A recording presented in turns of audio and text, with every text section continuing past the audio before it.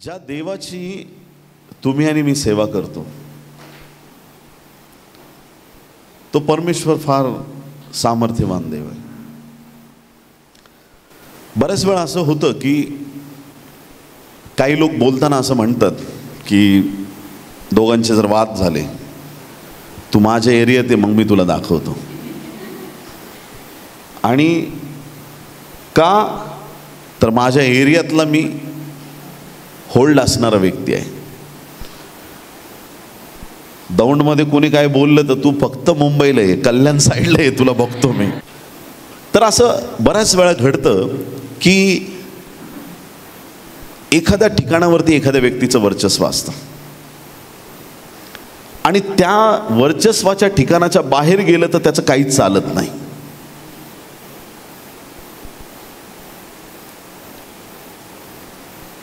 अमेरिकेचा जरी राष्ट्राध्यक्ष असला तरी त्याला अधिकार नाही आहे भारतावर त्याने सत्ता चालवावी. अमेरिकेचा राष्ट्राध्यक्ष अमेरिकेवर सत्ता चालवणार, भारताचा भारतावरच चालवणार, जपानचा जपानवरती, सौदीचा सौदीवरती, जिथले जे प्रमुख आहेत तिथलेच त्यांची सत्ता आणि तेवढ्यापुरतेच ते राजे आहेत. पण वर स्वर्गात, खाली पृथ्वीवर आणि पृथ्वी खाली एक आणि एकच नाव देण्यात आलेलं आहे. फिलिप्पी 2 प्रमाणे त्या नावाला सर्व नावांपेक्षा उंच करण्यात आलं आहे. ते नाव असं सामर्थ्यवान नाव आहे की त्या नावापुढं संपूर्ण सृष्टी नतमस्तक होते. त्या नावापुढं देवदूत लोटांगण घेतात. त्या नावापुढं 4 प्राणी नमन करतात. जे नाव सगळ्या आजारांपेक्षा श्रेष्ठ नाव आहे. ते नाव तुमच्या कर्जाच्या रकमेपेक्षा मोठं आहे.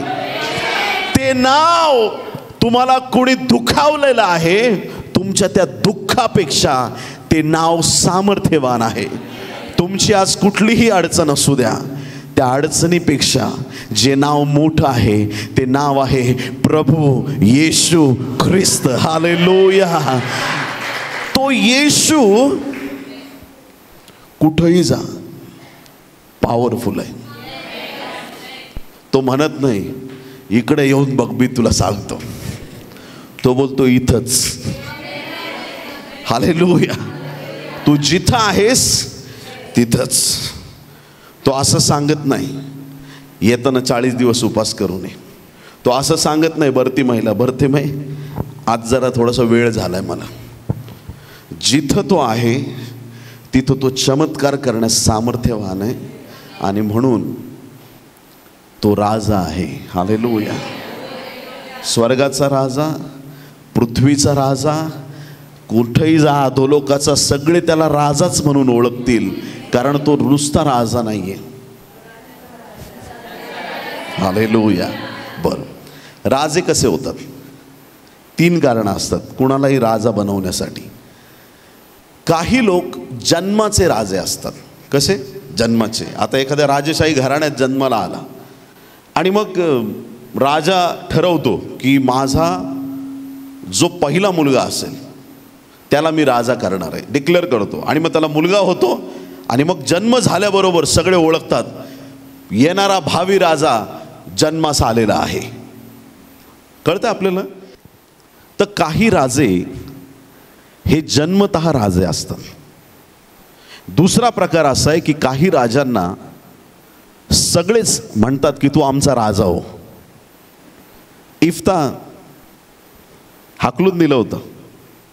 योग्य त्याचा नाही समजून त्याला तिथून काढून टाकण्यात आलं होतं. इफ्ताह हा समाजात राहायच्या लायकीचा नाही असं समजून, घरात राहण्याच्या योग्यतेचा नाही, कारण की तो एका व्याभिचारी स्त्रीचा मुलगा होता आणि म्हणून त्याला हाकलून देण्यात आलं होतं. पण एक वेळ अशी आली की लोकांनी त्याला परत आणलं आणि त्याला शास्ता बनवलं. कधी असं पण होऊ शकतं की लोक एखाद्याला राजा बनवू शकतात. आपल्या भारतात तीच पद्धत आहे. निवडणूक आली की लगेच सगळे मतदान करतात आणि ज्याला जास्त मतं मिळतील तो राज्य करायला मोकळा. मग ते EVMचा घोटाळा असू नये तर काही त्याला काही घेणं देणं नाही, जे असेल ते होईल ते होईल. पण सगळ्यांनी ज्याला निवडून दिलंय तर त्याला राजा करण्याची पद्धत, हा दुसरा प्रकार. ऐकतं का नाही ऐकत? आनंदी आहेत सगळे. पहिला प्रकार जन्माने, दुसरा प्रकार लोकांनी केल्यामुळे, आणि तिसरा राजा होण्याचा प्रकार म्हणजे एखादा व्यक्ती ज्यावेळेस युद्धामध्ये विजय प्राप्त करतो. आता समजा उदाहरणार्थ पुण्याची टीम आली आणि डायरेक्ट दौंडवरती हल्ला केला, पॉसिबल. आणि मग दौंडवरती डायरेक्ट त्यांनी कब्जा केला, हे राज्य त्यांचं झालं. आणि मग इथला राजा कोण? जो पुण्यावरून आलेला आहे तोच राजा. युद्ध जिंकून पण काही लोक राजे बनतात, जन्माने बनतात. दुसरं काय सांगितलं? लोकांनी केलं तर बनतात, कुणी राजा बनवलं तर बनतात, किंवा तिसरी गोष्ट युद्धामध्ये जय प्राप्त केला तर ते राजे बनतात. प्रभू येशू ख्रिस्त तो जन्माचाच राजा होता. हालेलुया. जन्माला आला त्याच वेळेस तो राजांचा राजा, प्रभूंचा प्रभू आहे. त्याने स्वर्ग सोडला आणि त्याने आमच्यामध्ये येऊन वस्ती केली. तो गव्हाणीत होता म्हणून त्याची काही पॉवर कमी झाली नाही. हालेलुया. 500ची नोट मोदी साहेबांच्या खिशात असली काय आणि रस्त्यावरच्या भिकाऱ्याच्या खिशात असली काय, त्याची किंमत बदलत नाही. हालेलुया. त्याची किंमत जी आहे, त्यांनी देहधारणा केली म्हणून त्याची किंमत कशानेच कमी झाली नाही. येशू ख्रिस्त मानवाचं रूप घेऊन आला तरी त्याचं दैवत्व त्याच्यामध्ये टिकून होतं. तो देवाचा पुत्र आहे, जन्माचाच. जसा दावीद म्हणतो मी जन्माचाच पापी आहे, येशू ख्रिस्त जन्माचा राजा आहे. हालेलुया. जन्माचा राजा आहे. लोकांनी निवडून दिल्याच्या नंतर राजे होतात. येशू ख्रिस्त असा देव आहे की ज्याच्या पुढं सगळे देवदूत नमन करतात, सगळी सृष्टी त्याच्या पुढं कंपायमान होते आणि सगळे मान्यच करतात की हाच राजा आहे. दुसऱ्या गोष्टीत पण तो राजाच आहे. आणि युद्ध जिंकून सैतानाला हरवून तो ऑलरेडी राजा म्हणून घोषित झालेला आहे. हालेलुया. तिन्ही क्रायटेरियात तो बसलेला आहे. म्हणजे तो एक परिपूर्ण राजा आहे. ज्या येशूची तुम्ही आणि मी सेवा करतो तो प्रभू राजांचा राजा आहे. किती लोक आमेन म्हणतील? प्रकटीकरणाच्या पुस्तकात 2 वेळा असं सांगण्यात आलं. किती वेळा? 2 वेळा सांगण्यात आलंय की येशू ख्रिस्त हा राजांचा राजा आहे आणि प्रभूंचा प्रभू. प्रकटीकरण 17वा अध्याय 14वा वचन, रिव्हिलेशन चॅप्टर 17 वर्स 14. हे कोकऱ्याबरोबर लढतील. कोकऱ्याबरोबर म्हणजे येशू बरोबर जगातले राजे उठतील युद्ध करण्यासाठी. आणि तो समय असा असणार आहे की त्या काळामध्ये अँटी क्राइस्ट, ख्रिस्त विरोधक सगळ्यांना एकत्र करील. ते सगळे राजे आहेत जे येशू बरोबर युद्ध करायला उठणार आहेत. श्वापदाची जी शिंग आहेत, 10 शिंग, त्या 10 शिंगांना 10 राजांची उपमा दिलेली आहे बायबलमध्ये. ते राजे आहेत आणि त्या राजांपेक्षा थोर राजाबरोबर म्हणजे येशू बरोबर युद्ध करण्याची त्यांची लायकी नसताना सुद्धा ते एकत्र होतील आणि ते युद्धासाठी सज्ज होतील. हे कधी होईल? हे सेकंड कमिंगच्या वेळेस घडणार आहे. आता रॅप्चर होईल आणि रॅप्चरमध्ये ते असं पाहतील की आता आपल्या चांगल्या लोकांना त्यांनी उचलून नेलेलं आहे. परग्रहावरून कुणीतरी आलं, एलियन्स आले ते घेऊन गेले आपल्या लोकांना, असं काहीतरी त्या दिवसांमध्ये अफवा पसरवल्या जातील. मग आपण त्यांच्याशी लढूया, आपल्याला पण घेऊन जाऊ नये म्हणून. आणि मग तो अँटी क्राइस्ट सगळ्या लोकांना, राजांना एकत्र करील आणि ते कोकऱ्याबरोबर लढण्यासाठी सज्ज होणार आहेत. हे कोकऱ्याबरोबर लढतील परंतु कोकरा त्यांना जिंकील. Amen. Jesus never fails. Hallelujah. आपला येशू कधी हारत नाही. त्याला हारणं माहीतच नाही, त्याच्या डिक्शनरीत शब्दच नाही हारणं. तो नेहमी जिंकणारा, तो विजेता, महाविजेता आहे. कारण तो, त्याचं कारण दिलं, तो का जिंकतो याचं कारण दिलंय. कारण तो प्रभूंचा प्रभू आणि राजांचा राजा आहे. आणि जे त्याच्याबरोबर आहेत, जे जे त्याच्याबरोबर, कोण आहेत त्याच्याबरोबर? आमेन, हालेलुया. जिथं जिथं त्याचं वर्णन आहे तिथं तिथं त्याने आपलं पण वर्णन केलं, आणि ते वाचा. हालेलुया. जर तो राजांचा राजा आहे, जर तो प्रभूंचा प्रभू आहे, पुढे बायबल सांगतं, आणि जे त्याच्याबरोबर आहेत ते पाचारण केलेले. म्हणा, मी पाचारण केलेलं आहे. क्या बात आहे. त्याच्याबरोबर आहेत ते पाचारण केलेले, निवडलेले व विश्वासू आहेत. हालेलुया. पाचारण केलेले, निवडलेले. उन्हाळ्यात आंब्याची पेटी येते घरी, मग आपण त्याच्यातले निवडतो, बरोबर बाजूला करतो. खराब आहेत ते कचऱ्यात टाकून देतो. आंबेच आहेत सगळे, सगळे चर्चला येतात. हालेलुया. सगळे येतात.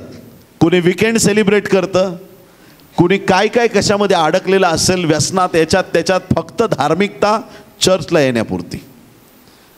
पुढच्या टर्ममध्ये मला सेक्रेटरी बनायचं आहे, मला चर्चला गेलंच पाहिजे. आमची ओढ पदांकडं नको आहे, आमची ओढ आमच्या देवाकडं पाहिजे. मला कोणी काही करो अगर न करो, मला पदांची अपेक्षा नाही. आणि ज्याला पदाची अपेक्षा नाही त्याची सेवा मोठी आहे. आणि जे पदांवरती फक्त भांडत राहतात त्यांना नुसते पदच भेटतात. स्वर्ग चुकले ते. देवाच्या प्रिय लोकांनो, आज अनेक मंडळांची ही एक वाईट स्थिती आहे की ख्रिस्ताकडं बऱ्याच लोकांचं लक्ष नाही आहे. पण हे कोण आहे जे ख्रिस्ताबरोबर आलेले आहेत? हे कोण लोक आहेत? या लोकांबद्दल बायबल सांगते की यांना पाचारण केलेलं आहे, निवडलेले आहेत आणि विश्वासू आहेत. एकनिष्ठ लोक आहेत देवाबरोबर.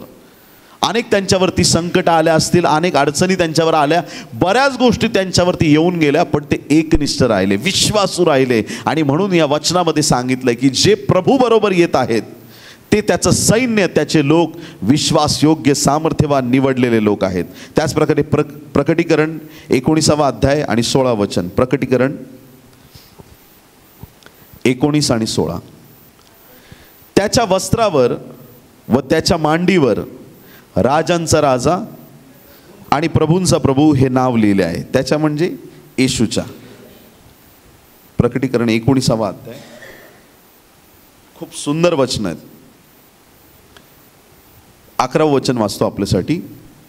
नंतर मी स्वर्ग उघडलेला पाहिला, तो पहा एक पांढरा घोडा आणि विश्वसनीय व सत्य असा म्हटलेला एक स्वार त्याच्यावर बसलेला मला दिसला. तो नीतीने न्याय निवाडा करतो व लढतो. त्याचे डोळे अग्नीच्या ज्वालेसारखे. डोळे कसे आहेत त्याचे? अग्नीच्या ज्वालासारखे. अग्नीची ज्वाला लाल बुंद असते तसे त्याचे डोळे आहेत. आधी प्रभू येशू ख्रिस्त येताना फार नम्रतेने आणि प्रेमाच्या आत्म्याने तो राहिला प्रियांनो. पण माणसाचे डोळे लाल कधी होतात? राग. त्याच्यानंतर मग पुढं सगळं भयंकर असा न्याय आहे.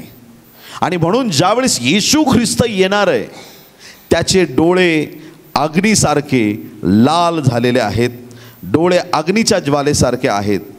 त्याच्या डोक्यात पुष्कळ मुकुट आहेत. त्याच्यावर एक नाव लिहिले आहे, ते त्याच्या वाचून कोणालाही कळत नाही. रक्तात बुचकळलेले वस्त्र त्याने अंगावर घेतले होते आणि देवाचा शब्द हे नाव त्याला देण्यात आले होते. हालेलुया. हा तोच शब्द आहे ज्या शब्दाने सगळं निर्माण केलं. जो शब्द सगळं घडवणारा, जो शब्द जगामध्ये आला देहधारी होऊन, जो शब्द वधस्तंभावर खेळला, जो शब्द पुनरुत्थित झाला, तोच शब्द एक दिवस पांढऱ्या घोड्यावरती बसून येणार आहे. हालेलुया. आणि त्या प्रभूच्या वस्त्रांवरती आणि त्याच्या मांडीवरती त्याचं नाव किंवा त्याचं विशेष असं काही लिहिलेलं आहे. आणि तेच वचन असं सांगतं की ते असं लिहिलेला लेख आहे, राजांचा राजा आणि प्रभूंचा प्रभू. हालेलुया. त्याचं हे विशेषण आहे. मग ज्यावेळेस आम्ही देवाचं काम करतो आम्हाला किती आनंद वाटला पाहिजे. माझा देव राजांचा राजा आहे, माझा प्रभू प्रभूंचा प्रभू आहे. म्हणजे त्याच्या एवढं जगात विश्वात कुणी ग्रेट नाही आहे, त्याच्या एवढं कुणी महान नाही आहे. आणि देवाला धन्यवाद की त्याची ओळख आपल्याला झालेली आहे. हालेलुया. लोक म्हणतात माझी इथंपर्यंत ओळख आहे, तिथपर्यंत ओळख आहे. आमची ओळख डायरेक्ट राजांच्या राजाकडे आहे. त्याच्यावर कुणीच नाही आहे. तो सर्वश्रेष्ठ आहे, त्याचं सामर्थ्य महान आहे. आणि ज्या वेळेस आम्ही त्याच्याबरोबर कनेक्ट होतो त्यावेळेस आमच्या जीवनामध्ये आम्ही इतका आशीर्वाद प्राप्त करतो. आम्ही जाऊ तिथं आमच्या जीवनात देवाचा गौरव प्रकट होणार आहे. हालेलुया. बोलो येशू मसीह की. मग जो देवाबरोबर जुडलेला आहे, जो परमेश्वराबरोबर जुडलेला आहे, त्याच्या जीवनात एक विशेष देवाचा अनुग्रह आहे. अब्रामाने या आशीर्वादांचा अनुभव घेतला, अनेक देवाच्या सेवकांनी घेतला. आज एवढीच गोष्ट पक्की लक्षात ठेवायची की ज्या देवाची तुम्ही सेवा करता तो तुम्हाला ऑर्डिनरी राहू देणार नाही. मी बोललो ते मी परत बोलेल, जोपर्यंत तुम्हाला समजत नाही तोपर्यंत बोलेल. माझा देव एक्स्ट्रा ऑर्डिनरी आहे, माझा देव वेगळा आहे, माझा देव सामर्थ्यवान आहे. जर तो एवढा महान आहे, मी साधारण कसा राहू शकतो? मी तिकडे खाली उभा आहे, समजा माझा देव इथं उभा आहे, मी खाली आहे. प्रभू मी पापी आहे, मी दीन आहे, दरिद्री आहे, कंगाल आहे प्रभू. तो म्हणतो असं राहू नको. तो उचलून घेतो. ज्यावेळेस त्याच्या कडेवर मी येतो, माझी उंची ती राहिली का? देवाजवळ येणाऱ्याला परमेश्वर आशीर्वादित करतो. परमेश्वर त्याच्या जीवनात त्याला उच्चांक दिल्याशिवाय राहत नाही, त्याचं जीवन आशीर्वादित झाल्याशिवाय राहत नाही. त्या गोष्टींचा वापर रोजच्या जीवनात करा. रोज त्या गोष्टींचा आनंद आपल्या जीवनात लुटायला सुरुवात करा. रोजच्या दैनंदिन जीवनात ही गोष्ट प्राप्त करा. रस्त्याने चालताना पण लक्षात ठेवायचं, माझा देव राजा आहे, तो राजांचा राजा आहे, त्याचं मी लेकरू आहे. हालेलुया. प्रवासात चाललो, रिझर्वेशन नाही, जागा नाही, काय नाही, राजा आहे ना, माझ्या बापाची गाडी आहे, दे देवा जागा. हालेलुया. खिसे रिकामे आहेत, माझ्या देवाचे भरलेले आहेत, देवा थोडं इकडं टाक, थोडं ब्लेस करून टाक मला. हालेलुया. भरोसा ठेवून टाकायचा त्याच्यावरती. आणि प्रत्येक गोष्टीत तो दाखवतो तो किती महान आहे. एकदा आपल्या चर्चचा कीबोर्ड खराब झाला. आशूने सांगितलं मला, पास्टर कीबोर्ड खराब झाला आहे. म्हटलं ठेव गाडीत. आणि गाडीत ठेवला, घरी घेऊन गेलो आणि घरी परत तसाच ठेवला. रिपेरिंगला न्यायला असंच धावपळ सगळी, जमलंच नाही. परत चर्चचा दिवस आला. म्हटलं आता काय करूया? बोला आजच्या दिवस वाजू आहे तसा आणि परत घेऊन येऊ. मग चर्चला जाण्यासाठी कीबोर्ड काढला आणि टेबलवर ठेवून प्रार्थना केली, देवा अनेकांना बरं करतोस, ह्याला पण बरं करून टाक. हालेलुया. 2-3 बटणं चालतच नव्हते, ट्युनिंग नीट नाही, बरंच काय काय 2-4 प्रॉब्लेम झाले. याला नीट कर, याला ब्लेस कर, याला नीट कर, व्यवस्थित कर. घेऊन गेलो चर्चमध्ये. पोरांनी सेटअप लावला. म्हणे पास्टर कुठून केलं, एवढा मस्त झालं ना कीबोर्ड, सगळं एकदम सॉल्व झालंय. कोण असेल त्याचा नंबर द्या, कारण ना हे खूप डिफिकल्ट काम होतं. ज्यांनी केलं असेल तो एक्सपर्टच असेल, नंबर द्या आम्हाला. बोला तुला कसा नंबर देऊ मी आता? हालेलुया. जेव्हा तुमचा बाप तुमच्या बरोबर आहे, त्याला सगळं येतं. He knows everything. त्याला सगळं माहीत आहे, त्याला सगळं माहिती आहे. रोजच्या जीवनात त्याच्या ॲथॉरिटीचा आम्ही वापर केला पाहिजे. तो ग्रेट आहे. अजून आपल्या संदेशाकडे आपण मूळ मुद्द्याकडे पोहोचलोच नाही. ही सगळी प्रस्तावना आहे. हालेलुया. तुमचा देव या कॉन्फरन्समध्ये तुम्हाला एक्स्ट्रा ऑर्डिनरी बनवणार आहे. या कॉन्फरन्समध्ये परमेश्वर तुम्हाला थोर आणि महान बनवणार आहे. कारण ज्या देवाची तुम्ही सेवा करता तो परमेश्वर तुम्हाला असंच राहू देणार नाही आहे. तो परमेश्वर तुमची उन्नती करणार आहे. जिथं तुम्ही काम करता तिथं देव तुम्हाला उंच करणार आहे. जो अभ्यास तुम्ही करता त्याच्यात परमेश्वर तुम्हाला अव्वल दर्जावरती आणणार आहे. तुम्ही जिथं सेवा करता तिथं परमेश्वर तुम्हाला उन्नत करणार आहे. जे तुमच्या हातामध्ये देवाने दिलंय त्यामध्ये देव तुमची वाढ आणि उन्नती करणार आहे. अब्रामाला देवाच्या आशीर्वादाचा कसा अनुभव आला वाचूया आपण. उत्पत्ती 12वा अध्याय 1 ते 3 वचनं. देव बाप अब्रामाला सांगत आहे. परमेश्वराने अब्रामाला सांगितले. अब्रामाला काय सांगितले? तू आपला देश, आपले नातेवाईक व आपल्या बापाचे घर सोडून मी दाखवीन त्या देशात जा. कुठला देश अब्रामाला माहीत नाही. आज आपल्याला कळालेलं आहे. आमचं कॉन्फरन्स आहे, गुड शेफर्ड ग्रुपचं, प्रेयर ग्रुपचं कॉन्फरन्स आहे. कुठं आहे? दौंडला आहे. रिझर्वेशन करताना काय अडचण आहे? आज त्यांनी फक्त एवढं सांगितलं असतं अशा अशा तारखेला कॉन्फरन्स आहे. अरे पण कुठं आहे? आपल्याला येता आलं असतं का? देव बापाने असंच केलं त्या अब्रामाशी. त्याला ॲड्रेसच नाही दिला, त्याला पत्ताच नाही सांगितला, कुठं यायचंय, कुठं जायचंय, काय करायचंय. फक्त बापाचं घर सोड आणि बाहेर ये, मी तुला आशीर्वादित करणार आहे. अब्रामाकडं पत्ता नव्हता. अब्रामाकडं ह्या गोष्टीचं नॉलेज नव्हतं की देव कुठं घेऊन जाणार आहे. पण त्याला ही गॅरंटी होती, ज्याने मला बोलवलं आहे तो मला योग्य ठिकाणीच नेणार आहे. ज्याने मला पाचारण केलं आहे तो मला अर्ध्यावरती सोडणार नाही. ज्याने माझ्यावरती अनुग्रह केला आहे त्या देवावर मी भरोसा टाकून मी पुढे जाणार आहे. अब्रामाला खात्री होती की परमेश्वराने बोलवलंय, कोणत्या माणसाने, कोणत्या व्यक्तीने नाही बोलवलंय. हालेलुया, प्रभूची स्तुती असो. देवाच्या प्रिय लोकांना, अब्रामाने देवाचा शब्द ऐकला. तू आपला देश, आपले नातेवाईक, आपल्या बापाचे घर सोडून मी दाखवीन त्या देशात जा. अब्रामाचा प्रवास आहे पहा. पुढे दुसरं वचन, मी तुझ्यापासून मोठे राष्ट्र निर्माण करीन. हालेलुया. ज्याला एक पुत्र मिळे ना लवकर, 5 वेळा देवबापाने त्याला दर्शन देऊन त्याला सांगितलं, ज्या गोष्टी तुम्ही उणे असताना देवाची इच्छा असते त्या गोष्टीसाठी तुम्ही खूप प्रार्थना करावी. ज्या आर्थिक अडचणीत सापडलेत ना, देव त्यांना अशी बरकत देणार आहे, तुमच्याकडं ठेवायला जागा राहणार नाही. हालेलुया. अब्रामाला एक मुलगा नाहीये, एक संतान नाहीये. देव त्याला सांगत आहे, तुझ्यापासून मोठे राष्ट्र मी निर्माण करणार आहे. मी तुला आशीर्वाद देईन, तुझे नाव मोठे करीन. तुझे नाव कसे करील? मोठे करीन. तू आशीर्वादित होशील. तुझे जे अभिष्ट चिंतितील त्यांचे मी अभिष्ट करीन. तुझं नाव तर मोठं करणारच आहे. तुला एवढं पॉप्युलर करील, एवढं प्रसिद्ध करील, एवढं आशीर्वादित करील. देवामध्ये आल्याच्या नंतर हा परमेश्वर तुम्हाला थोरांपेक्षा थोर बनवणारा देव आहे. जर तो ग्रेट आहे, तुमचा विश्वास आहे, तर तो तुम्हाला साधारण राहू देणार नाही.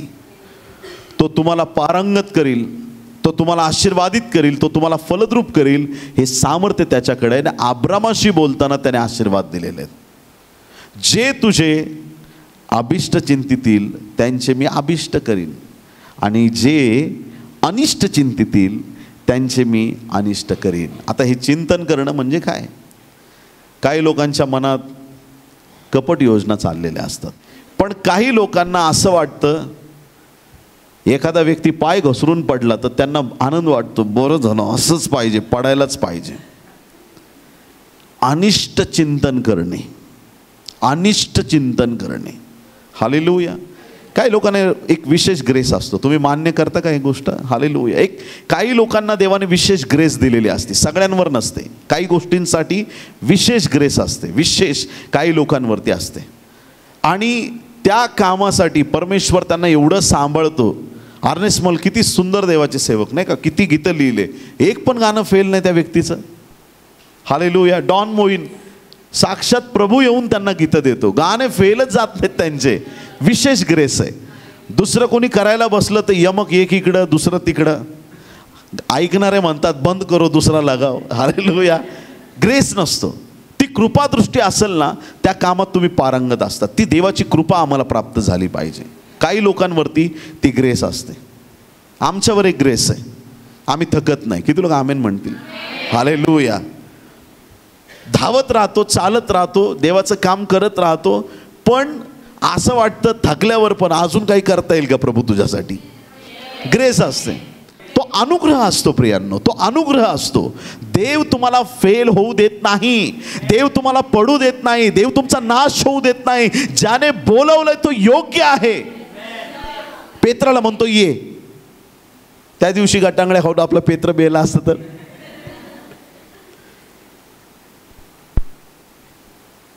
तिथं हेडलाईन आली असती बायबलमध्ये, येशूच्या समोर पेत्र गटांगड्या खाऊन खलास.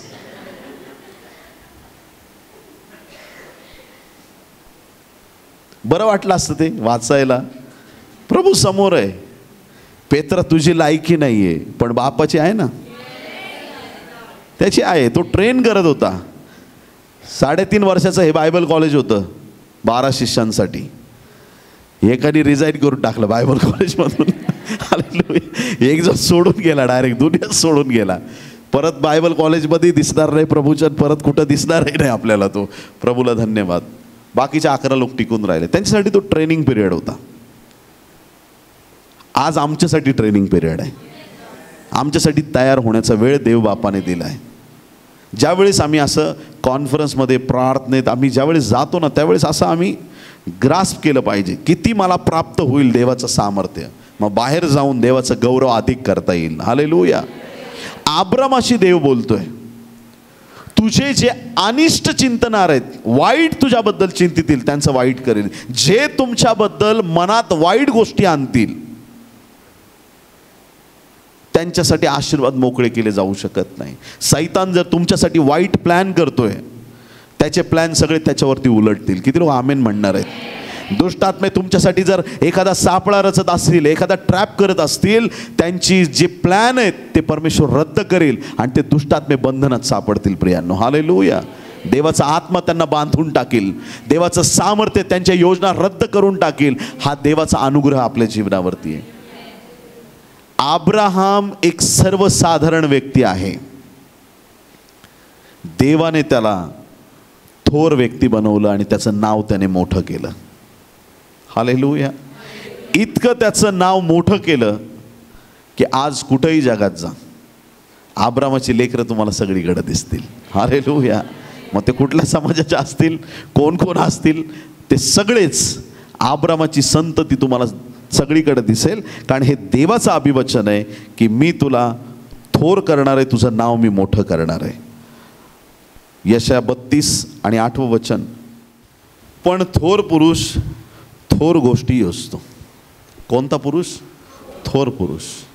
जे थोर आहेत, जे चोर आहेत त्यांच्याबद्दल मला माहीत नाही, पण जे थोर आहेत ते कोणत्या गोष्टी असतात? थोर गोष्टी. काही लोकांचे विचार फार मोठे असतात. ज्याचे विचार संकुचित किंवा लहान आहेत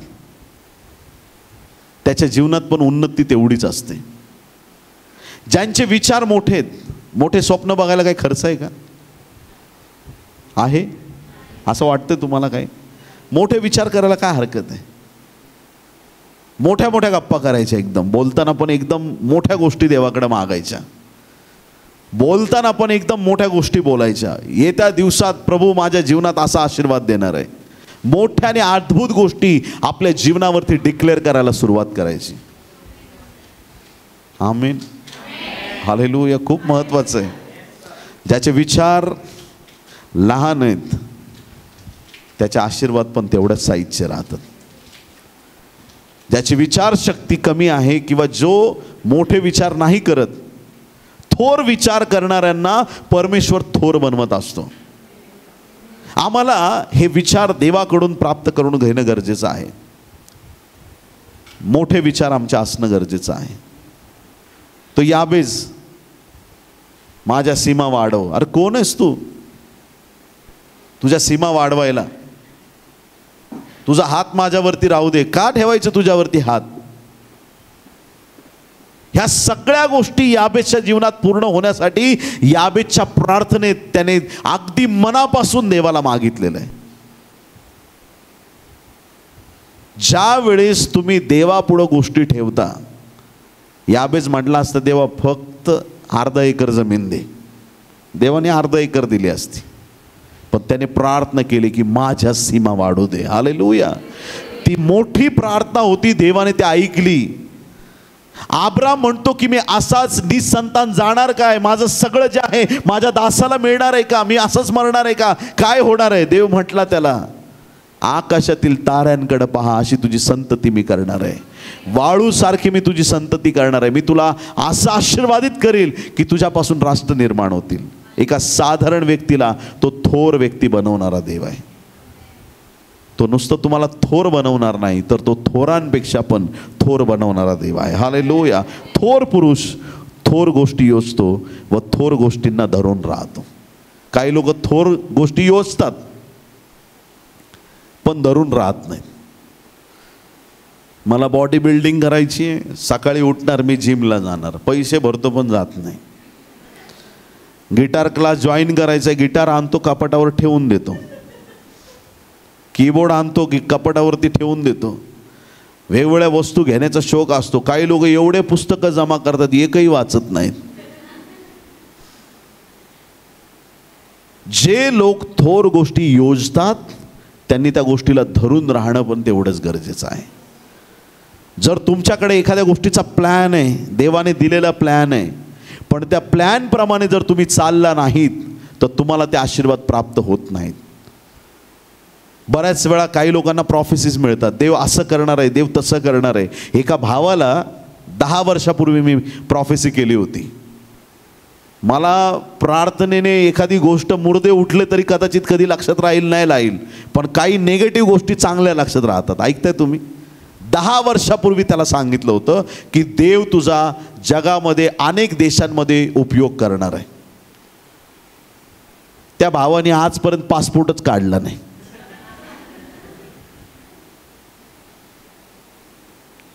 इथंच खुश आहे म्हणतो मी. इथंच खुश, माझ्या बापाचं काय जातंय, मला काय फरक पडणार आहे. काही लोकांचे विचारच संकुचित असतात. हालेलुया. काही लोक त्या विचारांपर्यंत जात नाहीत.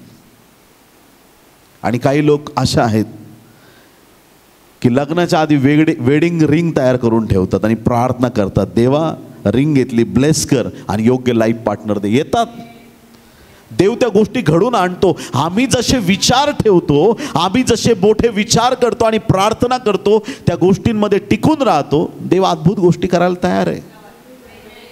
देव सांगतोय अब्रामाला, अब्रामा बापाचं घर, नातेवाईक वगैरे सगळे सोड आणि निघ बाहेर. एखाद्या ठिकाणातून बाहेर निघणं सोपं नाहीये. आज जर आपल्याला कोणी सांगितलं तू राहतोस ती जागा सोड आणि नवीन ठिकाणी जा, नको, आता लेकरांची शाळा इथं आहे, आमचे कांबळे पाळक साहेब इथं आहेत, आमचं हे इथं आहे, आमचं ते इथं आहे, आमचं असं तसं संसारात जीव गुंतलाय, लोटाच्या बायकोसारखं आमचं हे इथं आहे, आमचं ते तिथं आहे, हो मिठाचं काम, काय करणार. ज्या वेळेस प्रभू आपल्याला एखाद्या गोष्टीचं दर्शन देतो त्यावेळेस सगळ्यात पहिली गोष्ट करावी लागणार ती म्हणजे त्याग. जर आम्हाला मोठ्या गोष्टी प्राप्त करायच्या आहेत, अद्भुत गोष्टी मिळवायच्या आहेत, तर देवाचा शब्द ऐकून आम्हाला पुढे पाऊल टाकलं पाहिजे. जे अब्रामाने केलं, फक्त त्याला देव बोलला आणि तसं झालं असं नाही, अब्रामाने पाऊल पण उचललेलं आहे. आज आमच्या जीवनामध्ये आम्ही जे ठरवतो, प्रभू मी आज नंतर असं करणार आहे, आज नंतर तसं करणार आहे, हे फक्त बोलण्यापुरतं राहू द्यायचं नाही. आजपासून त्या गोष्टींसाठी आम्ही जय्यत तयारी करणं गरजेचं आहे. आमेन, हालेलुया. जर देवाने तुम्हाला सांगितलंय मी तुझा वापर करणार आहे, देव एखाद्याला सांगतो की तुला हिलिंग गिफ्ट दिलंय,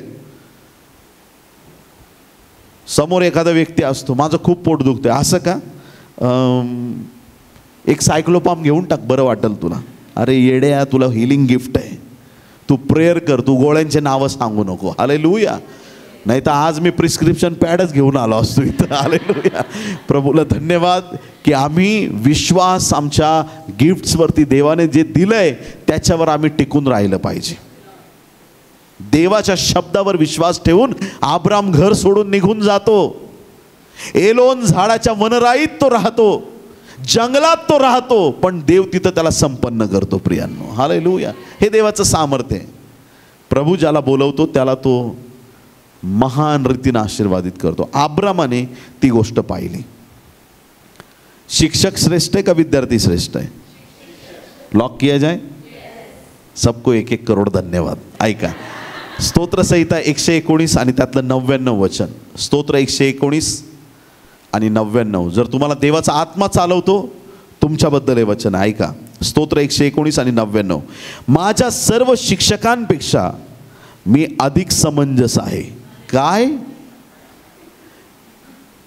माझ्या सर्व शिक्षकांपेक्षा मी अधिक समंजस आहे, कारण मी तुझ्या निर्बंधाचे मनन करतो. आमेन, हालेलुया. काय अनुग्रह आहे देवाचा. तुमच्या गुरुपेक्षा, तुमच्या शिक्षकापेक्षा देव तुम्हाला श्रेष्ठ करू इच्छितोय. का? कारण की तुमच्या शिक्षकापेक्षा तुम्ही देवाला तुमचा शिक्षक बनवलेला आहे. पवित्र आत्मा तुमचा शिक्षक आहे. पवित्र आत्म्याला तुम्ही तुमचं टीचर बनवलेलं आहे. जर तुमचा गुरु पवित्र आत्मा आहे तर परमेश्वर तुम्हाला असं करेल की बाकीच्या सगळ्या गुरुपेक्षा तो तुम्हाला श्रेष्ठ करणार आहे. अब्रामाला त्या काळातील सगळ्या लोकांपेक्षा देवाने श्रेष्ठ केलं. आज देवाचा आशीर्वाद आहे की तुमच्या शिक्षकांपेक्षा तो तुम्हाला श्रेष्ठ करणार आहे. इयोब कसा माणूस होता? वाचा, पहिला अध्याय 3रं वचन. इयोब कसा होता? इयोब 1 आणि 3. 7,000 मेंढरे, 3,000 उंट, बैलांच्या 500 जोड्या. सगळी प्रॉपर्टी आहे बरं का ही. नाही तर म्हणाले उंटन गाडवण हे काय चाललंय सगळं. ऐका लक्ष देऊन. आज तुमच्या दारात एखादी कार उभी असली तर तुम्हाला लगेच असं वाटतं या इयोबाचा 1-1 उंट म्हणजे 1-1 मर्सिडीज बेंज आहे त्या काळातली. एवढी त्याची प्रॉपर्टी आहे. 7,000 मेंढरे, 3,000 उंट, बैलांच्या 500 जोड्या व 500 गाढवी, एवढे त्याचे धन होते. फार अफाट संपत्ती आहे. आणि त्याचा परिवार फार मोठा होता.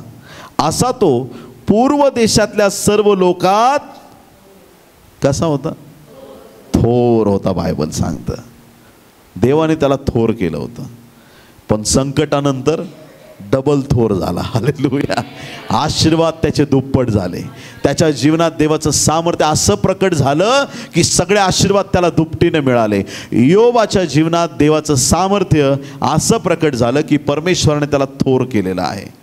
देवाला धरून राहणारे लोक नेहमी सामर्थ्यवान होतात. तो राजांचा राजा आहे, तो तुम्हाला राजा बनवणार आहे. आता काही शब्द आज इतके जड जाणार आहेत काही लोकांना. हालेलुया. माझं बोलणं आज कितीतरी लोक आज रात्री तुम्हाला झोप येणार नाही. हालेलुया. कारण मी एका विषयाकडे तुम्हाला घेऊन चाललोय. स्लोली आपण तिकडे चाललोय जो विषय आजपर्यंत तुम्ही कुणाकडूनच ऐकला नसेल. तुम्ही ऐकताय का चर्च? कारण कुणी बोलायची हिंमत करणार नाही. पण देवाच्या आत्म्याने मला सांगितले वचन मी साठवून धरलं होतं. इथं आल्यानंतरच देव ते ओपन करणार होता. हालेलुया. म्हणून नीट ऐका. जर तुम्हाला आत्म्यात ते कळालं आणि तुम्ही स्वीकारलं, परमेश्वर तुमच्या जीवनात महान काम करणार. हालेलुया. इयोब एक थोर व्यक्ती झाला कारण तो देवाच्या सानिध्यातला व्यक्ती आहे. योसेफ, उत्पत्ती 41 आणि 40 वचन. तर तू माझ्या घराचा अधिकारी हो. कोण कोणाला सांगतंय? फारो योसेफाला सांगते. कोणाच्या घराचा? फारोच्या घराचा, राजाच्या घराचा अधिकारी हो. वाचा सिस्टर पुढे. तुझ्या आज्ञेप्रमाणे माझी सर्व प्रजा चालेल. राजा योसेफाला सांगत आहे तू आज्ञा करशील, माझ्या घरावर पण तुझा ताबा, माझ्या लोकांवर पण तुझा ताबा. पुढे राजा सणापुरताच, फक्त राजा सणापुरता. म्हणजे मी फक्त नावाला राजा असं त्याला म्हणायचं आहे. पण बाकी आता सगळं तुझ्या स्वाधीन करण्यात आलेलं आहे. हालेलुया. एक दिवस असा होता योसेफवरती खोटा आळ आणण्यात आला होता. आणि त्या खोटा आळ आणण्यामुळे योसेफ जेलमध्ये जाऊन बसलेला होता. त्या जेलमधल्या स्थितीत सुद्धा योसेफ देवाला सोडायला तयार नाही आणि देव पण योसेफाला सोडायला तयार नाही. हालेलुया. तुमच्या अडचणीच्या दिवसात देवामध्ये टिकून राहायला शिका प्रियांनो. हालेलुया. अडचणी आल्या की काही लोकांचे शब्द बदलतात. देवा तुला मीच भेटलो का? परमेश्वरा मी तुझी एवढी सेवा केली, मी तुझ्यासाठी असं केलं, मी तुझ्यासाठी तसं केलं, तू मलाच जेलमध्ये टाकलं, तू मलाच इथं आणलं, माझ्या जीवनात संकट आली. देवाच्या प्रिय लोकांनो, जे लोक कुरकुर करतात त्यांच्या जीवनामध्ये देवाचा आशीर्वाद कसा मोकळा होईल. हा योसेफ कारागृहात आहे, जेलमध्ये आहे, पण तरी सुद्धा तो देवाशी एकनिष्ठ आहे. तिथं पण स्वप्नांचा अर्थ सांगतोय, प्यालेबरदारात सांगतोय, त्या आचार्याला सांगतोय, स्वप्नाचा अर्थ सांगतोय. तिथं पण देवाचे जे दान आहे, कृपादान, त्याचा तो वापर करतोय. प्रत्येक परिस्थितीत योसेफ टिकून राहिलेला आपण पाहतो. एक दिवस असा आहे की तो जेलमध्ये आहे, दुसऱ्या दिवशी डायरेक्ट पूर्ण देशाचा प्रेसिडेंट. एका रात्रीत योसेफाची स्टोरी चेंज झाली. एका रात्रीत त्याच्या जीवनामध्ये देवाचं महान सामर्थ्य प्रकट झालं. एका रात्रीत सगळ्या गोष्टी त्याच्यासाठी बदलून गेल्या. आणि योसेफाला राजा म्हणतो की माझ्या घराचा तू अधिकारी, माझ्या प्रजेला जे सांगतील, तू जे बोलशील ती माझी प्रजा तुझं ऐकणार आहे. सगळ्या गोष्टींवरती तू महत्त्वाचा व्यक्ती आहेस, फक्त राजासन माझ्याकडे राहू दे, बाकी सगळं तुझ्या अधीन आहे. अशा प्रकारे परमेश्वराने त्याला श्रेष्ठ केलं. मग आता इथं बऱ्याच लोकांना वाटतं की योसेफ तिथं आला, पूर्वेकडच्या देशात इयोब सगळ्यात श्रेष्ठ. अब्रामाच्या काळात त्याच्यासारखा श्रीमंत माणूस कोणीच नव्हता, तो सगळ्यात श्रेष्ठ. मग योसेफ असा का? राजा त्याच्यापेक्षा श्रेष्ठ आणि त्याला सेकंड दर्जावरती का? नाही, तो राजापेक्षा श्रेष्ठ होता. किती लोक आमेन म्हणतील? कुठं लिहिलं ऐका, उत्पत्ती 45, फक्त 41 मध्ये राजाने त्याला सगळ्या गोष्टी हाती दिल्या. 45 अध्यायाच्या 8व्या वचनात काय लिहिले पहा. तर आता तुम्ही नव्हे तर देवाने मला इथे पाठवले. आमेन. देवाचं वचन सांगतं, तर आता तुम्ही नव्हे तर देवाने मला इथे पाठवले. का म्हणतो असं योसेफ? भावांनी त्याला खड्ड्यात टाकलं आणि बाहेर काढून परक्या लोकांच्या हाती विकून टाकलं. आणि त्याला हे सांगायचंय, 20 रुपये तुम्ही घेतले, राहू द्या तुम्हालाच, पण तुम्ही मला विकून असं समजू नका, तुम्ही मला पाठवलंय. मिसरला, माझ्या देवाने मला पाठवलंय. Hallelujah, praise the Lord. माझे वैरी, माझे दुश्मन माझा गोल सेट करणार नाहीत. माझा देव ठरवणार मी कुठं जायचंय, आणि माझ्या देवाने मला पाठवलं म्हणून मी आहे. हालेलुया. मला त्याने फारोच्या बापा समान करून त्याच्या सर्व घरादाराचा स्वामी व सर्व मिसर देशाचा शास्ता करून ठेवले आहे. आमेन. फारोचा बाप योसेफ कोण आहे? आता फारोसाठी बापा समान आहे. मुलगा मोठा आहे का बाप मोठा आहे? संपला विषय इथंच. योसेफाला देवाने त्या देशात सगळ्यात थोर केलेलं आहे प्रियांनो. त्याचा दर्जा दुसरा नाही, त्याचा दर्जा पहिला आहे. हालेलुया. त्या देशात देवाने त्याला एवढं उंच केलं की फारोपेक्षा पण त्याला श्रेष्ठ केलं, कारण की त्याला फारोच्या बापाचा दर्जा मिळालेला आहे. ही देवाची दया आहे प्रियांनो. हा देवाचा विशेष आशीर्वाद आहे. मग तो इयोब असो, अब्राम असो किंवा तो योसेफ असो, या सगळ्यांच्या जीवनामध्ये परमेश्वराने त्यांना थोर केलेलं आहे. परमेश्वराने त्यांना अधिक आशीर्वादित केलेलं आहे. आमेन. आता आपली स्टेअरिंग एका विशेष अशा विषयाकडे वळत आहे. थोडं जरा शांत चित्ताने ऐकायचं, लगेच जजमेंट करू नका. हे पास्टर काय बोलतात असं, एवढं जास्त बोलू नका पास्टर, असं नका करू. थोडं शांत चित्ताने ऐका. मी जे बोलणार आहे ते वचनातून बोलणार आहे. हालेलुया. आणि जे बेबी ख्रिश्चन आहेत ना, त्यांना ही वचनं मी कधीच सांगत नाही. हालेलुया.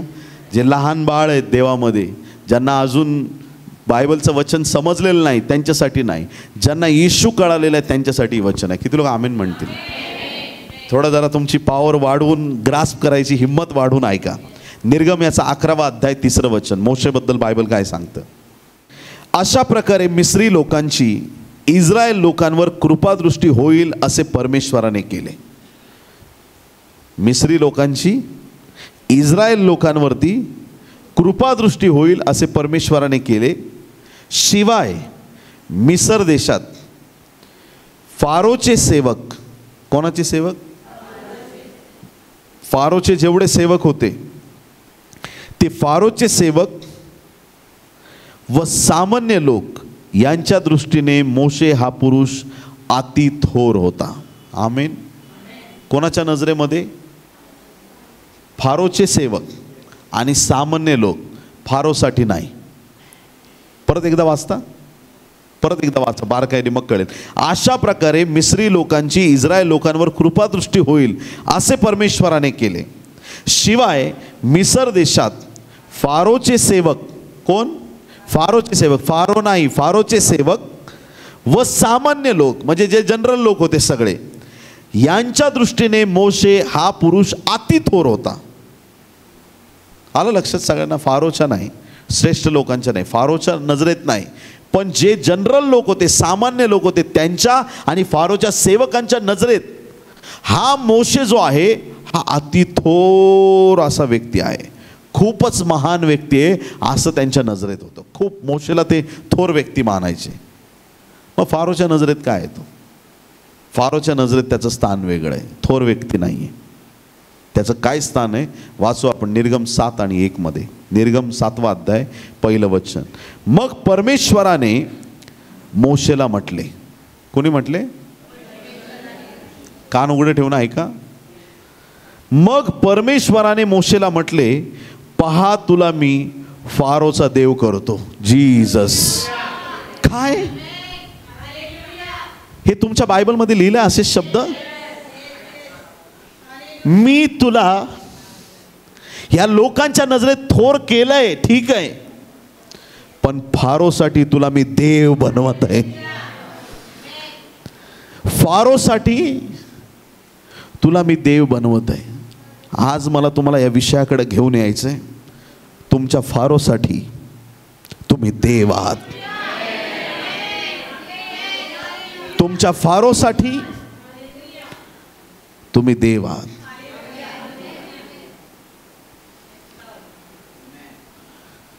जे तुमच्या जीवनात फारोसारखे उभे आहेत त्यांच्या पुढे देव तुम्हाला असं करणार आहे की त्यांच्या नजरेत परमेश्वर तुम्हाला देव बनवत आहे. खूप हेवी गोष्ट आहे पचवायला.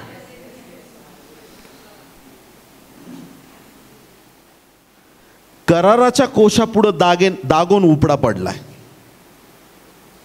दागोन कोणाचा देव आहे? कोणी हस्तगत केला होता कोश? आणि कराराचा कोश कोणाचा देवाचा कोश आहे? इस्रायल लोकांचा.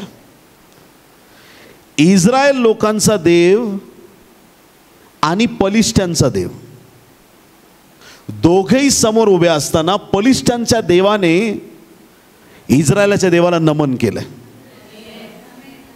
कसं पडून? उपडा पडून. पुढं मग तुम्ही ज्यावेळेस वाचता गल्ल्याताचा देव कोण होता? पलिष्ठ होता गल्ल्यात. आता तरी सांगा. दागोन त्याचा देव होता. अरे तुझा देव माझ्या देवापुढे नतमस्तक होतो. तू कोण आहेस? आमच्या दाविदापुढे उभा राहणारा. सर तुझा देव नतमस्तक झालाय, तुला पण झुकावं लागणार. तुमच्या फारोसाठी तुम्ही देव आहात. तुमच्या फारोसाठी तुम्ही देव आहात. तो पलिष्ठी गल्ल्यात तो जे बोलत होता ना, शिव्या शाप देत होता. कुणाला? इस्रायल लोकांना पण आणि त्यांच्या देवाला पण. ॲक्च्युली देवाचा विरोध करण्यासाठी माणसाचा एकटा आत्मा पुरेसा नाही. ज्यावेळेस एखाद्या व्यक्तीचा ताबा दुष्टात्मा घेतो तोच पर्सिक्युशन करू शकतो, तोच ख्रिस्ती लोकांचा छळ करू शकतो. ख्रिस्ती लोकांचा छळ करण्यासाठी, ख्रिस्ती लोकांची चर्च तोडण्यासाठी फार मोठ्या दुष्टात्म्याने प्रभावित व्हावं लागतं. त्याशिवाय ते होऊ शकत नाही.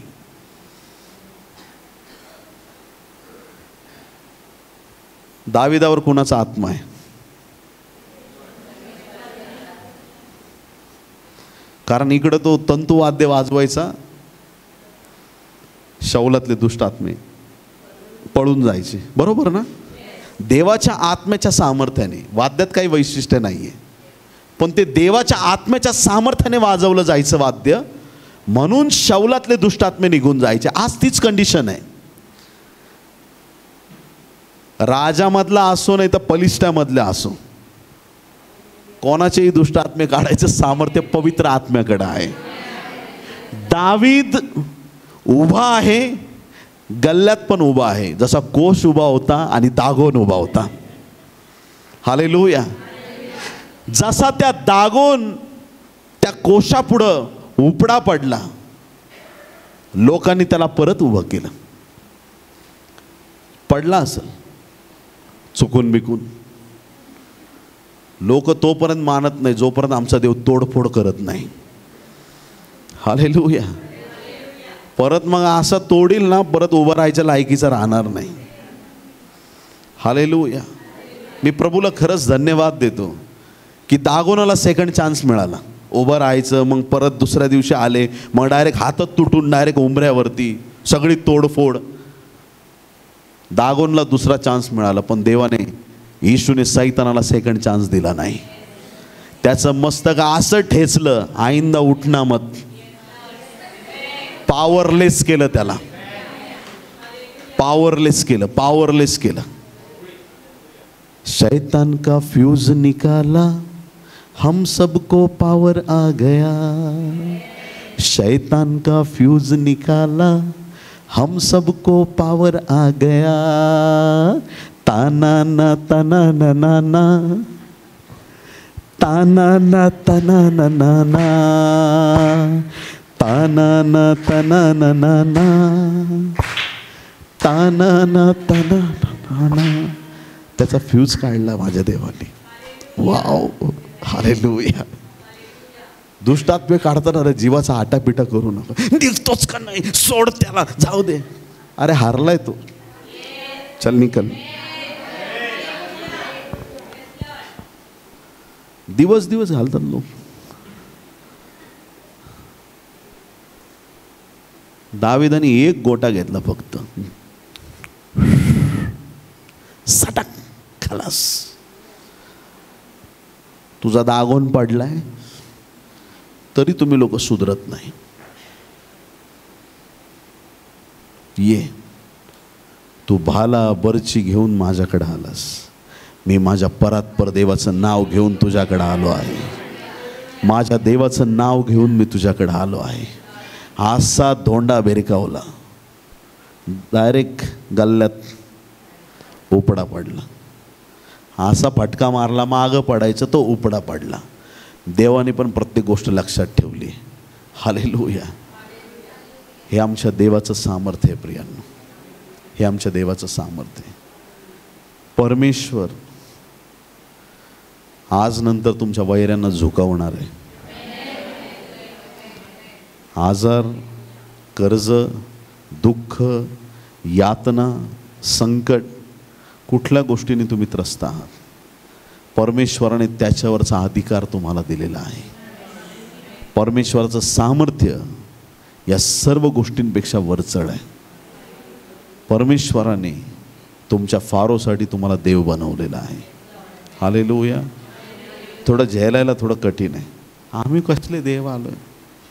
देव तो आहे, देव एकच आहे पास्टर. आम्ही कसले देव आहेत, आम्ही कसलं नाही. मागच्या वेळेस पण संदेशातून सांगितलं होतं मी, कुत्र्याला मांजरीची पिल्लं नाही होत आहे, गाढवाला गाढवाचीच पिल्लं होतात, घोड्याला घोड्याचीच पिल्लं होतं. जे आहे तेच. तो यहुदा वंशाचा सिंह आहे. आम्ही पण यहुदा वंशाच्या सिंहाचेच बच्चे आहोत. हालेलुया. तो मोठा देव आहे. नाही तुम्ही रागानेच बघते. थांबा, मी वाचून दाखवतो तुम्हाला बायबलमधून काय लिहिलं ऐका.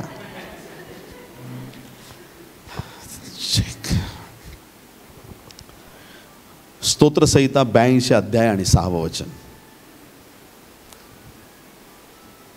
स्तोत्र 82, साम्स 82 वर्स 6. स्तोत्र 82 आणि 6. मी म्हणालो तुम्ही देव आहात. काय म्हटलं प्रभूने? मी म्हणालो तुम्ही देव आहात, तुम्ही सर्व परात्पराचे पुत्र आहात. देवाने तुम्हाला देव केलेला आहे. हालेलुया. मातीचं आत्म्याबरोबर लग्न होऊ शकत नाही. आम्ही मातीच्या स्वभावात राहिलो तर आम्ही ख्रिस्ताचं वधू असण्याचं ते सामर्थ्य आम्ही स्वीकारू शकत नाही.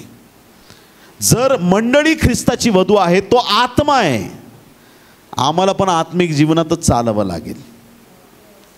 त्याला शोभेल असं मंडळीला व्हावं लागेल. जसा तो पवित्र तशी जर मंडळी पवित्र, जसा तो शुद्ध तशी मंडळी जर शुद्ध, जसा तो वचनांनी परिपूर्ण तशी मंडळी वचनांनी परिपूर्ण, जसा तो तसे आपण, जर तो देव आपणही त्याच्या सामर्थ्यात देव असे गणण्यात आलेलो आहोत. ही डिग्निटी सांभाळणं खूप गरजेचं आहे. ते सामर्थ्य जपून धरणं फार गरजेचं आहे. त्याचं वचन आहे, तुम्ही देव आहात. या वचनांना कुणीच प्रीच करत नाही. एक दिवशी तर लोकांनी डायरेक्ट दगडच उचलले येशूला मारायला. फिलिप म्हणतो आम्हाला पिता दाखवा. प्रभू म्हणतो ज्यांनी मला पाहिलं त्यांनी पित्याला पाहिलंय, कारण पिता मजमध्ये आणि मी पित्यामध्ये आहे. लोकांनी डायरेक्ट दगडच घेतले मारायला प्रभूला. स्वतःची बरोबरी देवाबरोबर करतोस का? पुढं त्याने म्हटलंय, हे पित्या जसा तू आणि मी आपण एक आहोत, तसे हे सगळे आपल्यामध्ये एक व्हावेत. हालेलुया. स्त्री आणि पुरुष हे दोन नाहीत, पती पत्नी एक आहेत, तसा ख्रिस्त आणि मंडळी दोन नाहीत, एक आहेत. मस्तक देव आणि शरीर मानव असं होऊ शकत नाही, ते विसंगत होईल. आम्ही त्या देवाचं शरीर आहोत, ख्रिस्त येशूचं शरीर आहोत. मग आमच्यामध्ये तो दैवी गुण आमच्यात दिसला पाहिजे. त्याच्या प्रतिरूपाचे आम्ही आहोत, त्याचं सामर्थ्य आमच्या जीवनात आहे. मिलिता या ठिकाणी ज्यावेळेस संत पौल गेला होता, गेला म्हणजे फार बिकट परिस्थितीमध्ये गेला. बंदीवान म्हणून चालला होता. मचव्याच्या प्रवासामध्ये फार मोठी मोठी संकटं त्यांना आली. तारू फुटलं. त्यांनी प्रॉफेसी केल्याप्रमाणे कोणाच्या जीविताची हानी होणार नाही. सगळे जहाज फुटलं तरी पोहून किनाऱ्यावरती गेले. -डिग्री खाली तिथलं तापमान. किनाऱ्यावरती पोहोचल्यानंतर इतकी थंडी तिकडच्या लोकांनी त्यांच्यावरती फार कृपादृष्टी केली. त्यांना एक शेकोटी बनवून दिली. पाण्यातून वाचून संत पौल त्या किनाऱ्यावरती आलेला आहे. कितीतरी वेळा आपल्याला असं वाटतं की संकट आले पण माझा शेवट का झाला नाही. ज्याची सेवा पूर्ण झाली नाही, मरणाने किती प्रयत्न करून द्या, त्या व्यक्तीला मरण येणारच नाही. प्रियांनो, संकट किती येतील, अडचणी किती येतील, पण तुम्हाला वेळेच्या आधी कोणी घेऊन जाऊ शकत नाही. प्रियांनो, जे काम संत पौलाला दिलेलं आहे ते काम पूर्ण करण्यासाठी परमेश्वराने त्याला सांभाळलेलं आहे. ती सेवा त्याच्याकडून पूर्ण करून घ्यायची. आणि मग काय, प्रेषित 28 अध्याय 3 ते 6 वचनं, त्या शेकोटीबद्दल काय लिहिले पहा. प्रेषित 28 3 ते 6. तेव्हा पौलाने काटक्यांची मोळी आणून शेकोटीवर घातली. तेव्हा पौलाने काटक्यांची मोळी आणून शेकोटीवर घातली. इतक्यात उष्णता झाल्यामुळे एक साप बाहेर निघून त्याच्या हातात झोंबून राहिला.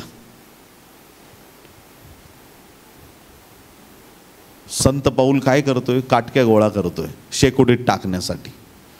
आता त्या सगळ्या उचलल्या एकत्रच त्याने जमा केल्या.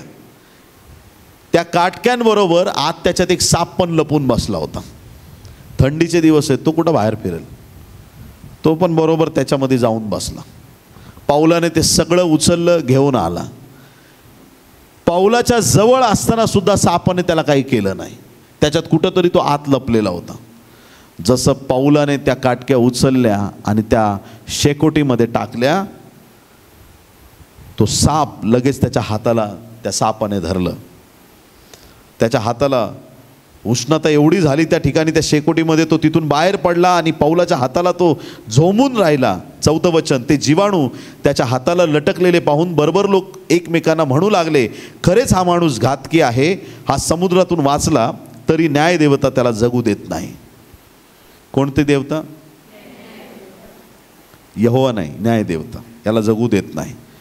त्यांचा हा विचार आहे की हा माणूस त्या संकटात, त्या पाण्यामध्ये तिथं मरणार होता, कसा तरी वाचला, पण आता हा साप काही त्याला सोडणार नाही. त्या बेटावरचे ते लोक होते, त्यांना माहीत होतं की हा साप किती विषारी आहे.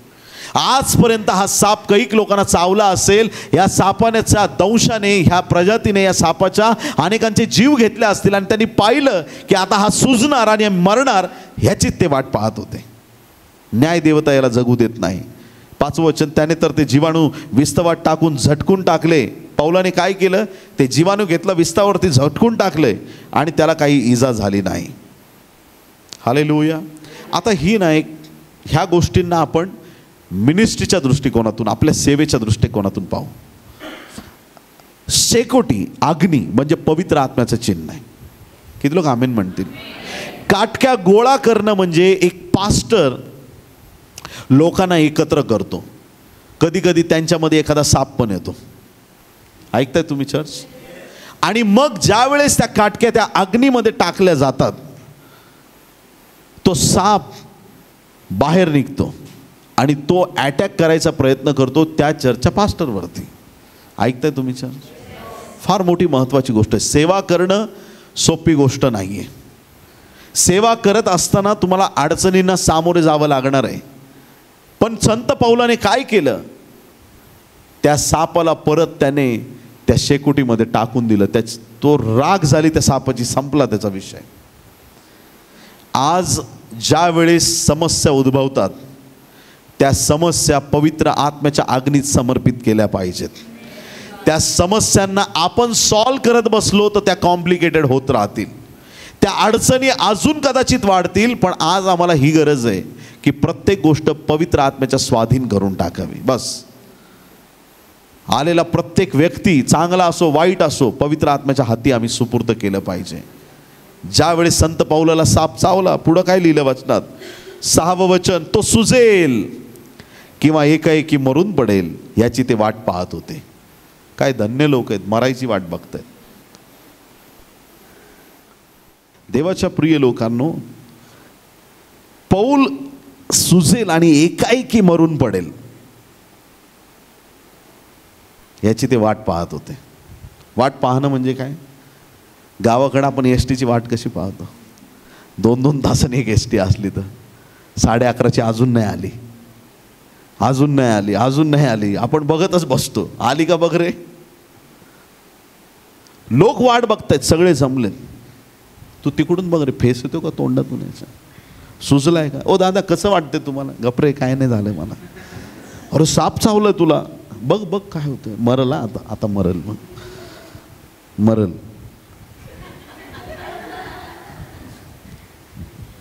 घरून मुलगा आला असेल एखाद्याचा, डॅडी मम्मीने बोलवलं, तिला म्हण गप्प बस, मला बघू दे काय होतं याचं.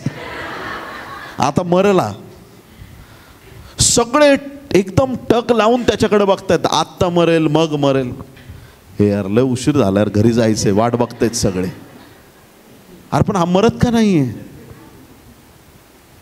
खूप वेळ झाला, खूप वेळ झाला. पौल काही मरायला तयारच नाही. हालेलुया. त्याला विषारी साप चावून पण तो मरायला तयार नाही. पण बराच वेळ वाट पाहिल्यावर त्याला काही विकार झाला नाही असे पाहून ते आपले मत बदलून म्हणाले, हा कोणी देव आहे. हालेलुया. हा कोणी देव आहे. देवाचं सामर्थ्य संत पौलात आहे. ख्रिस्ताला एवढं परिधान केलंय. ख्रिस्ताच्या खुणा त्याच्या हातांवरती आणि पायावरती त्याने धारण केल्यात.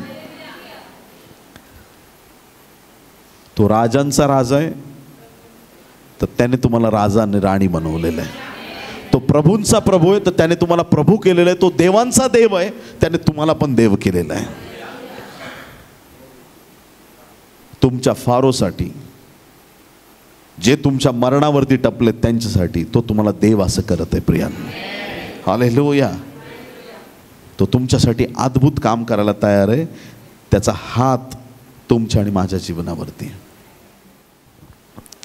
यशाया 49:7. ज्याला माणसे तुच्छ लेखतात, ज्याला लोक अमंगल मानतात, जो अधिपतींचा दास आहे, त्याला इस्रायलाचा उद्धार करता इस्रायलाचा पवित्र प्रभू जो परमेश्वर तो म्हणतो, राजे तुला पाहून उठून उभे राहतील. काय ब्लेसिंग आहे? राजे तुला पाहून उठून उभे राहतील, अधिपती तुला नमन करतील. परमेश्वर जो सत्यवचनी आहे, इस्रायलाचा पवित्र प्रभू आहे, त्याने तुला निवडून घेतले आहे, म्हणून असे होईल. आमेन. राजे तुला पाहून उठून उभे राहतील. हालेलुया. कोण उभे राहतील? राजे उभे राहतील.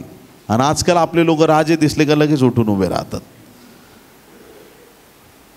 चालू संदेशात काही काही ठिकाणी संदेश थांबवला जातो. पास्टर जरा थांबा, साहेब आलेत. अरे कसला साहेब तुझा? आमच्या देवापेक्षा मोठा आहे का? राजे सेवकांना पाहून उभे राहणार आहेत. पण ज्या वेळेस ते देवाचं गौरव प्रकट होतं प्रियांनो, त्यावेळेस राजे तुम्हाला पाहून उठून उभे राहतील. म्हणजे तुम्हाला एवढं परमेश्वर थोर करणार आहे. राजा जेव्हा राजदरबारात येतो, कोणी बसलेलं नसतं. किती लोक आमेन म्हणतील?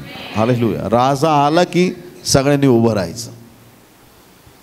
राजा बसल्याशिवाय कोणी बसायचं नाही, सगळ्यांनी उभं राहायचं. राजाला पाहून सगळे उभे राहतात, पण देवाच्या दास आणि दासांना पाहून, देवाच्या सेवक सेविकांना पाहून राजाला सुद्धा उभं राहावं लागणार आहे. नेहमी लक्षात ठेवा, तुमचा मान देवाने फार उंच केलेला आहे. हालेलुया. देवाने तुम्हाला फार आशीर्वादित केलेलं आहे. त्या आशीर्वादात आम्ही टिकलं पाहिजे. आता राजे तुम्हाला पाहून उभे राहतील हे वचन एका वेगळ्या दृष्टिकोनातून आपण पाहूया.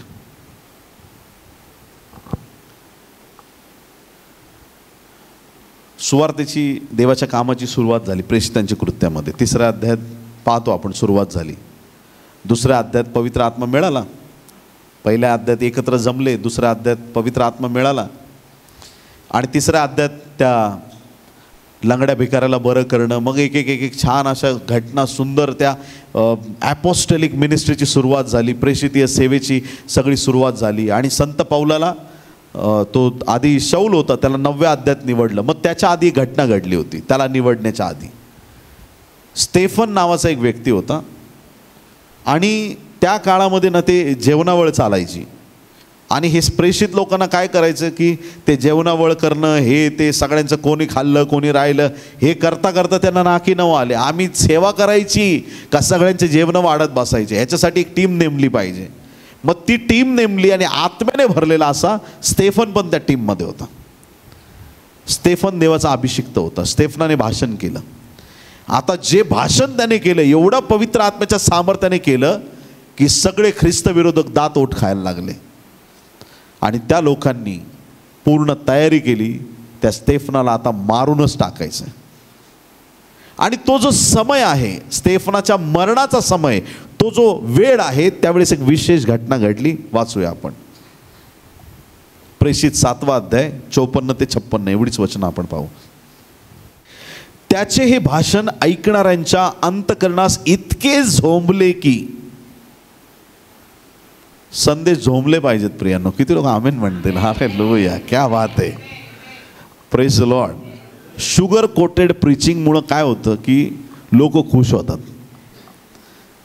पण कधी कधी काय होतं की देवाचा आत्मा असा बोलतो की तो संदेश झोंबतो.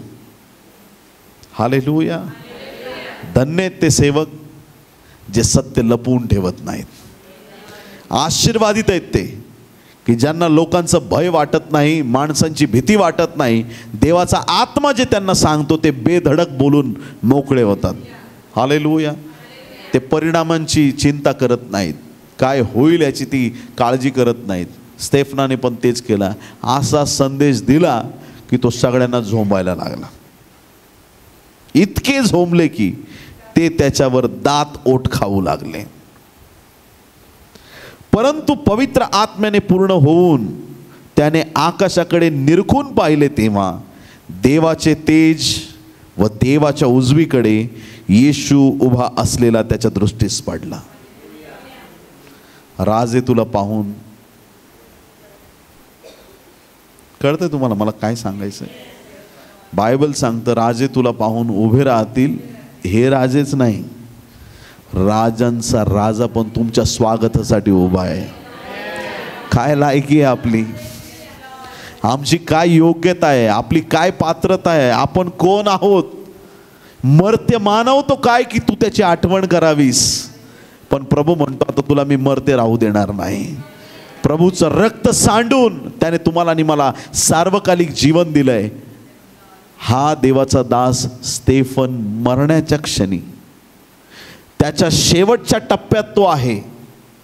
आता त्याचा जीव जाणार आहे आणि तो डायरेक्ट कुठं पोहोचणार आहे? माणूस मरतो, मग तो कुठं जातो काय सांगता येईल? जागा कुठल्या कुठल्या आहेत? एक तर पृथ्वीवर आपण राहतो, मग माणूस मरतो, मग मेल्यानंतर जायला त्याला ऑप्शन्स काय काय तुम्हाला सांगतो. एक तर तो डायरेक्ट स्वर्गात जाईल, नरकात जाईल, सुखलोकात जाईल, नाही तर अधोलोकात जाईल. आणि पाचवा एक अजून ऑप्शन आहे की त्याचा आत्मा इथंच कुठंतरी भटकत राहील. काय वाटतं तुम्हाला, म्हणजे कुठं जात असेल?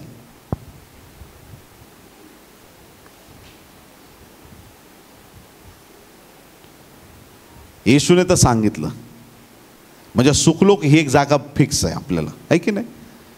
ज्या वेळेस अधर्मी मरतो, येशूला न मानणारा मरतो, त्यावेळेस तो अधोलोकात जातो. कुठं जातो? अधोलोक. ज्यावेळेस धार्मिक मरतो त्यावेळेस तो कुठं जातो? सुखलोकात जातो.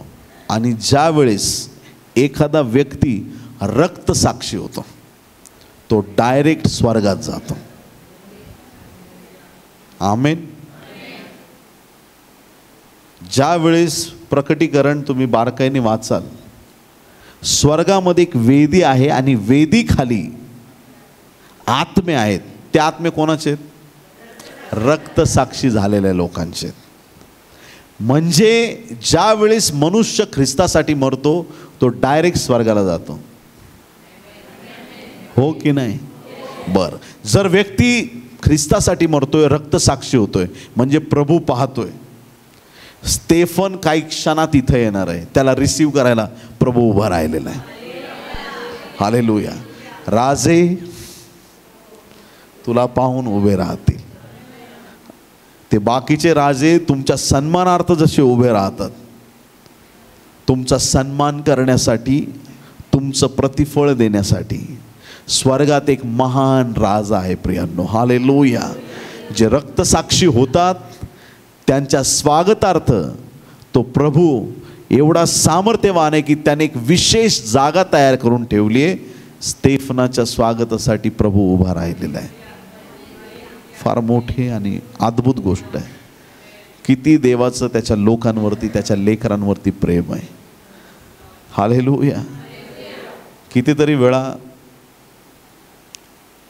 माणसांकडून आम्हाला सन्मान मिळत नाही. कधी कधी असं घडतं की लोक एकमेकांचा सन्मान करत नाही, एकमेकांशी सरळ असं नीटनेटकं बोलत नाही. येशू ख्रिस्त राजांचा राजा आणि प्रभूंचा प्रभू आहे. त्याची आम्ही सेवा करत आहोत आणि त्याने तुम्हाला आणि मला थोरांपेक्षा थोर केलेला आहे. ज्या व्यक्तीवरती त्याचा पवित्र हात उतरलेला आहे त्या व्यक्तीला तो साधारण व्यक्ती राहू देत नाही. ते सामर्थ्य जे देवाने दिलेलं आहे ते सामर्थ्य आज स्वीकारण्याची वेळ आहे प्रियांनो. ती देवाची कृपादृष्टी आपल्या जीवनामध्ये प्राप्त करण्याची देवाने आपल्याला वेळ दिलेली आहे. की देवा, तुझी इच्छा आहे की मी जर अद्भुत आणि महान गोष्टी कराव्यात, तुझी इच्छा आहे की माझ्या जीवनाचा वापर तुझ्या गौरवासाठी व्हावा. त्याला सांगायचंय मी तयार आहे प्रभू. हालेलुया. जे तयार आहेत त्यांचा देव वापर करणार आहे. हालेलुया. जे म्हणतात देवा मला उपयोगात आण. एकाच घरामध्ये दगडी रांजण पण आहेत आणि आधीचे संपलेले ते बुधले पण आहेत ज्यांच्यामध्ये द्राक्षरस ठेवला होता. ज्यांनी आधी द्राक्षरस पाहिलंय ते रिकामे होते, ते रिकामेच राहिले. काही लोक रिकामे जन्माला येतात आणि रिकामेच मरतात आणि काही त्यांच्यानी फरक पण पडत नाही.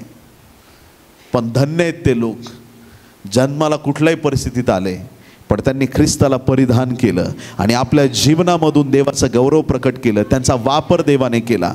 साधारण म्हणून जन्माला आले, पण हे जग सोडून जाण्याआधी असाधारण बनण्याचं सामर्थ्य देवाने त्यांना दिलं. ते लोक आशीर्वादित आहेत. आज देवाला प्रार्थना करायची, आज देवाला विनंती करायची, देवा माझं जीवन आशीर्वादित कर. आमेन, हालेलुया. माझ्या जीवनावर अनुग्रह कर. पूर्वेकडच्या देशात इयोब थोर होता. ते एलोन झाडाच्या वनराईत राहणारा अब्राम सामर्थ्यवान ठरला. योसेफ जेलमध्ये होता, तिथून काढलं त्याला. अख्ख्या देशावरती राजाचा बाप त्याला बनवून टाकलं. या स्टोरी बायबलमध्ये होऊन गेल्यात. तुमच्या स्टोरीला आज सुरुवात झाली. तुमच्या स्टोरीला सुरुवात झाली. देव तुमचं वय पाहणार नाहीये. परमेश्वर तुमचं शिक्षण पाहणार नाहीये. देव तुमची विद्वत्ता पाहणार नाहीये. मासे मारांना त्याने माणसं धरणारा केलंय तो देव आज तुमचा आणि माझा देव आहे. आज तो तुमच्याकडे ह्या नजरेने पाहताय की तुम्ही तयार आहात का? तुम्ही त्याच्या कार्यासाठी, त्याच्या गौरवासाठी तयार आहात का? तुम्ही तयार आहात?